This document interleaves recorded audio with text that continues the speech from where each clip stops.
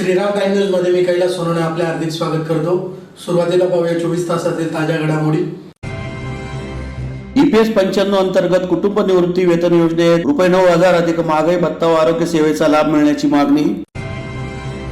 देवपूर पोलिसांच्या मदतीने चाळीसगाव येथील महिलेची 4 तोळे सोने असलेली रिक्षात विसरलेली बॅग करण्यात आली परत। भाजपचे प्रदेशाध्यक्ष चंद्रशेखर बावनकुळे यांच्या प्रमुख उपस्थितीत भाजप पदाधिकाऱ्यांची महत्त्वपूर्ण बैठक संपन्न। आणि मनपाच्या दुर्लक्षामुळे साखरी रोड परिसरातील रिमांड होम समोर पाईपलाईनला लागलेल्या गळतीमुळे लाखो लिटर पाण्याची नासाडी।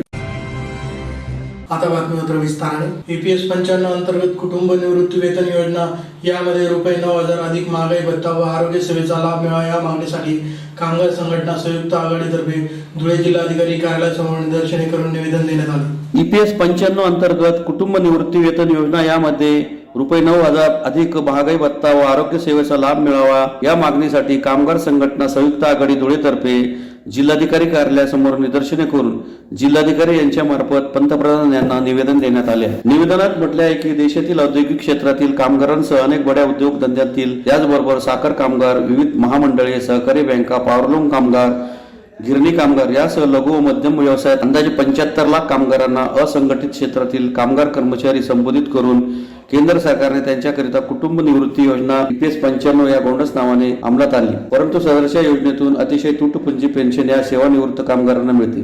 त्यास आज पाहावे तर सुमारे 28 वर्षाच्या कालावधीत कोणतीही वाढ केलेली नाही। म्हणून सेवानिवृत्त कामगारांच्या भावनांची केंद्र सरकार जाणून बुजून खेळत आहे। त्याचा आम्ही आज काळ्या फिती लावून निषेध नोंदवित आहोत। कुटुंब निवृत्ती वेतन योजनेची व्याप्ती वाढवून सन 1995 साली सर्व संघटित असंघटित क्षेत्रातील सुमारे 75 लाख कामगारांना या योजनेमध्ये सहभागी करून कामगारांकडून ₹440, 550, 1250 अशी टप्प्याटप्प्याने वाढ करण्यात आली।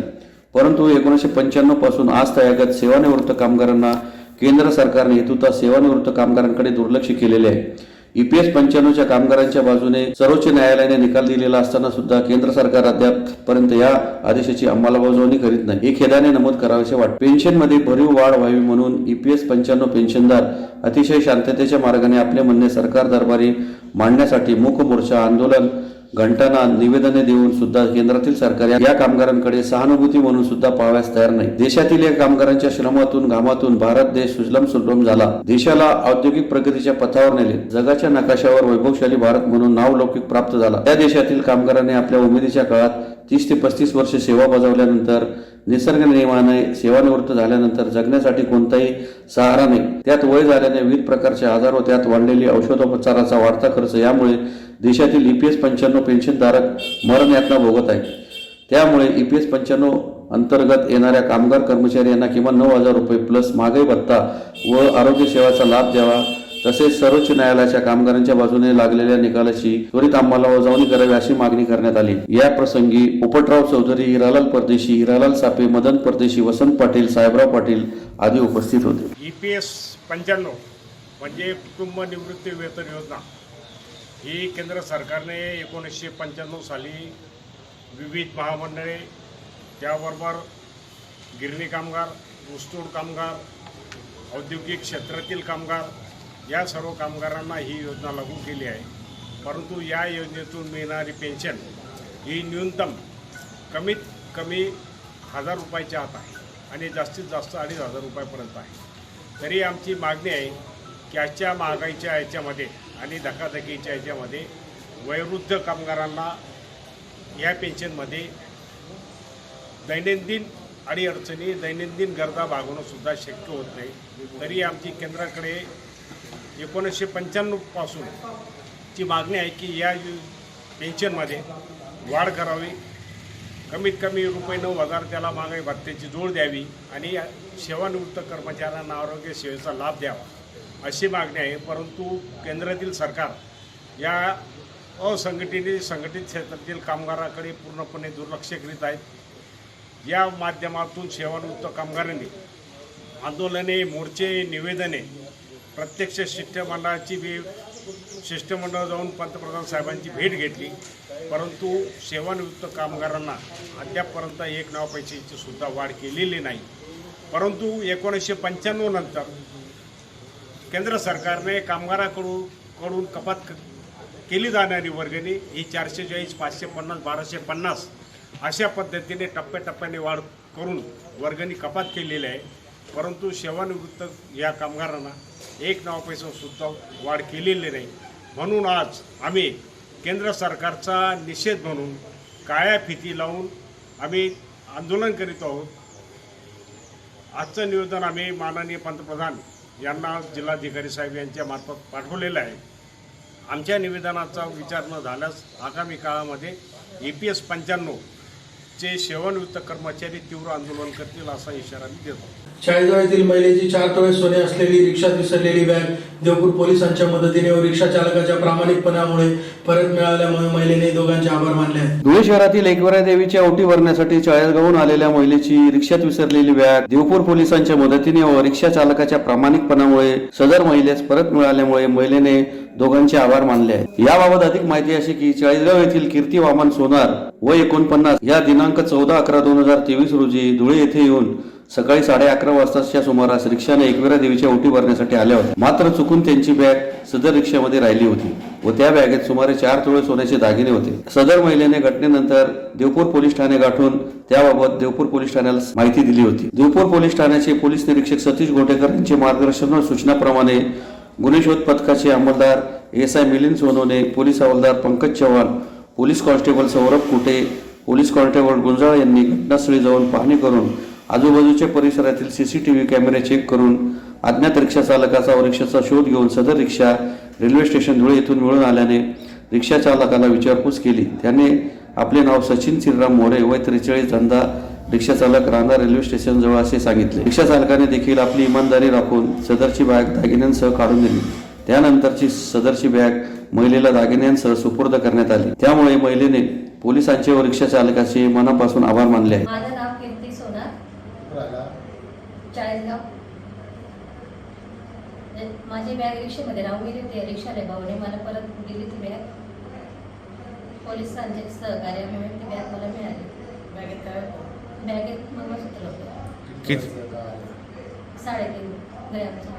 3.5 तोळे. भाजपाचे प्रदेश अध्यक्ष चंद्रशेखर बावनकुळे यांच्या धुळे दौऱ्यानिमित्त धुळे शहरातील राम पॅलेस येथे भाजप पदाधिकाऱ्यांची मतविवरण बैठक गुरुवारी सायंकाळी संपन्न झाली. भाजपाचे प्रदेशाध्यक्ष चंद्रशेखर बावनकुळे यांच्या धुळे दौऱ्यानिमित्त धुळे शहरातील राम पॅलेस येथे भाजप पदाधिकाऱ्यांची महत्वाची नियोजन बैठक संपन्न झाली. या बैठकीत आगामी लोकसभेच्या पार्श्वभूमीवर विविध पैलूंवर चर्चा करण्यात आली. बैठकीत महाराष्ट्र प्रदेश सरचिटणीस विजय चौधरी, खासदार डॉक्टर सुभाष भामरे, प्रदेशाध्यक्ष चंद्रशेखर बावनकुळे यांनी उपस्थित पदाधिकाऱ्यांना मार्गदर्शन केले. तसेच पदाधिकाऱ्यांशी विविध विषयांवर चर्चाही करण्यात आली. या प्रसंगी प्रदेशाध्यक्ष चंद्रशेखर बावनकुळे, खासदार डॉक्टर सुभाष भामरे, विजय चौधरी, शहर जिल्हाध्यक्ष गजेंद्र अंपळकर, राजेंद्र पिंपळकर, राम बदाने, जितेंद्र चौटिया, संजय गोडसे, विजय पाच्छापूरकर, निलेश कचवे यांच्यासह भाजप पदाधिकारी मोठ्या संख्येने उपस्थित होते.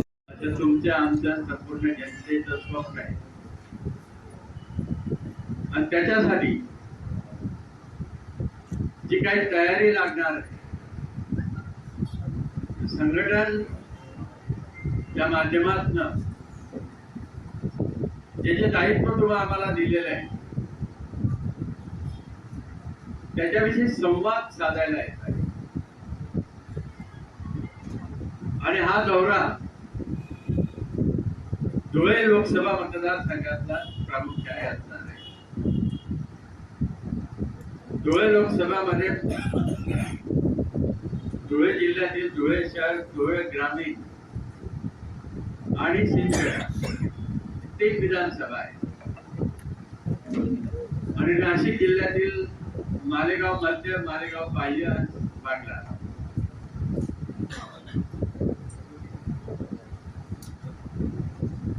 सुपर वॉरियरची मुख्यतः बैठक असणार आहे. आदरणीय विजय भाऊंनी पूर्वपरीक्षा आपली घेतली गेलेली आहे.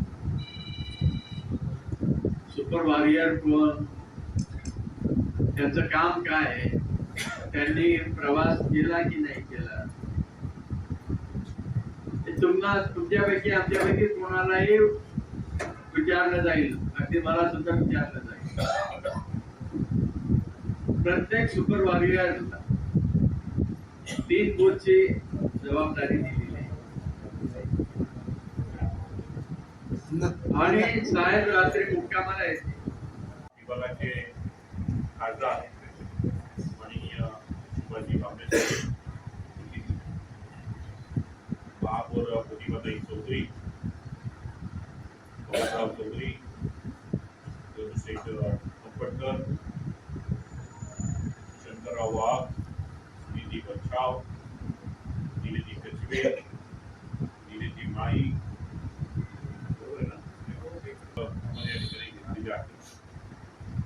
आणि या बैठकीचा अनुषंगानं माननीय प्रदेश अध्यक्षांचा प्रवास आपल्या मागच्या काही दिवसात होणार होता, परंतु काही कारणासाठी तो प्रवास आपण पुढे ढकलला आणि 23 तारखेला नंदुरबार, 24 तारखेला धुळे आणि 25 तारखेला इंदोरी लोकसभेचा प्रवास माननीय प्रदेश अध्यक्ष करणार आहे.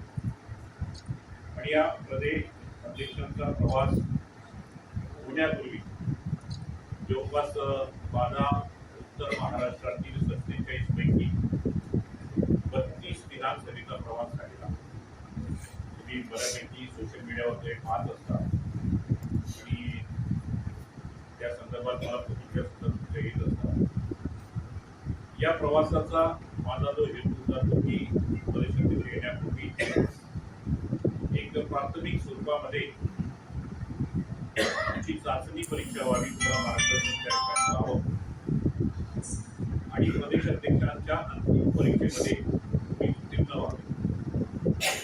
परंतु मला या ठिकाणी थोडक्यात मी जो आढावा घेतला त्याच्यावरून असं लक्षात येतं की तुमची मानसिकता नाही की प्रदेश अध्यक्षांच्या परीक्षेमध्ये तुम्ही उत्तीर्ण व्हावे. ही अतिशय गंभीर बाब आहे.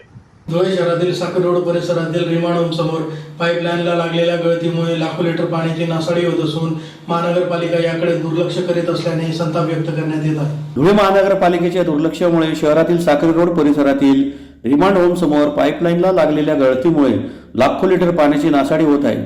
एकीकडे पाण्याची नासाडी होत असताना मोगलाई परिसरात आज देखील 8 ते 10 दिवसाआड पाणी पुरवठा होत असल्याने महानगरपालिकेच्या बोंगळ कारभाराबाबत संताप व्यक्त करण्यात येत आहे. अक्कलपाडा पाणी पुरवठा सुरू होऊनही नागरिकांना पाण्यासाठी भटकंती करावी लागत आहे. त्याचप्रमाणे मैंदळे ते पंडित जवाहरलाल नेहरूंच्या पुतळ्यापर्यंत देखील अनेक ठिकाणी पाईपलाईनला गळता सुरू आहे. मनपाने याची तात्काळ दुरुस्ती करण्याची मागणी सिद्धार्थ पारेराव यांच्यासह नागरिकांनी केली आहे. साखरी रोड मुलांचे रिमांड होम समोर मोठ्या प्रमाणात पाण्याची नासाडी सुरू होती. महानगरपालिकेने 176 कोटीची जी पाण्याची योजना आणलेली त्या योजनेचा फायदा अजूनही मोगलाई परिसरातील व आजूबाजूच्या परिसरातील लोकांना होत नाही. 8-8 दिवस जर या पाणी मिळत नाही लोकांना, अशा पद्धतीने जर महानगरपालिका जर फसवणूक करत असेल लोकांची, तर येणाऱ्या काळामध्ये नागरिक या उग्र स्वरूपाचे आंदोलन करतील. आणि जर 176 कोटी रुपये खर्चून सुद्धा तुम्हाला 10-10 दिवस पाणी मिळत नाही, इथं कुठंतरी सत्ताधारी पक्षाने आत्मपरीक्षण करावं आणि की आपलं कुठंतरी चुकतंय हे आपण लक्षात घेतलं पाहिजे. लोकांच्या तुमच्याकडनं भरपूर अपेक्षा आहेत, परंतु तुम्ही त्या अपेक्षा पूर्ण करू शकत नाही. आता महानगरपालिकेचा कार्यकाळ संपण्यात येणार आहे, पण तरीसुद्धा तुमच्याकडून तुम्ही जे बोलले होते तुमच्या अजेंड्यामध्ये की आम्ही 1 दिवसाआड पाणी देऊ, निदान 1 दिवसाआड नको, निदान तुम्ही 2 दिवसात तरी आड तुम्ही दिलं पाहिजे पाणी, अशी जनतेची मागणी आहे. तुम्ही त्वरित जनतेच्या महानगरपालिकेने ही जी पाईपलाईन सुरू केलेली आहे 176 कोटीची, यामध्ये अनेक मैंदळेपासून तर साखरी रोड नेहरू पुतळ्यापर्यंत कमीत कमी 10 ते 12 अशा मोठ्या प्रमाणात लिकेज आहेत की त्यात हजारो लिटर रोज पाणी वाहतं. या संदर्भात नगरपालिकेने कुठेतरी कारवाई केली पाहिजे. या लिकेज संदर्भात आपण एक ठोस कार्यक्रम घेतला पाहिजे की हा लिकेज बंद करून लोकांना रोजच्या रोज कसं पाणी देता येईल या संदर्भात आपण कारवाई केली पाहिजे. आम्ही आयुक्तांना विनंती करतो की या संदर्भात आपण योग्य ती कारवाई करून यातील काही दोषी अधिकारी असतील त्यांच्यावर कारवाई केली पाहिजे. पुन्हा एक नजर ठळक घडामोडींवर. EPS 95 अंतर्गत कुटुंब निवृत्ती वेतन योजनेत ₹9,000 अधिक महागाई भत्ता व आरोग्य सेवेचा लाभ मिळण्याची मागणी. देवपूर पोलिसांच्या मदतीने चाळीसगाव येथील महिलेची 4 तोळे सोने असलेली रिक्षात विसरलेली बॅग करण्यात आली परत. भाजपचे प्रदेशाध्यक्ष चंद्रशेखर बावनकुळे यांच्या प्रमुख उपस्थितीत भाजप पदाधिकाऱ्यांची महत्वपूर्ण बैठक संपन्न. आणि मनपाच्या दुर्लक्षामुळे साखरी रोड परिसरातील रिमांड होम समोर पाईपलाईनला लागलेल्या गळतीमुळे लाखो लिटर पाण्याची नासाडी. याचबरोबर श्रीराम टाइम न्यूजचे बातमीपत्र संपले. दिवसभरातील ताज्या घडामोडींसाठी पाहत राहा श्रीराम टाइम न्यूज. भेटूया पुढील प्रसारणात. तोपर्यंत नमस्कार.